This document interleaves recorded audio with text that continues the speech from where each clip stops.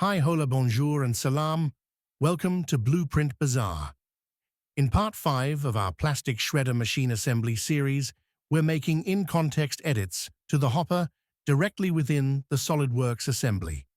We adjust its dimensions to better align with the frame and ensure smooth material flow, all while keeping it as a separate body, not merged with the frame. By merging, we mean that the hopper's dimensions are somewhat larger, so its edges get mixed or fused with the frame when assembling.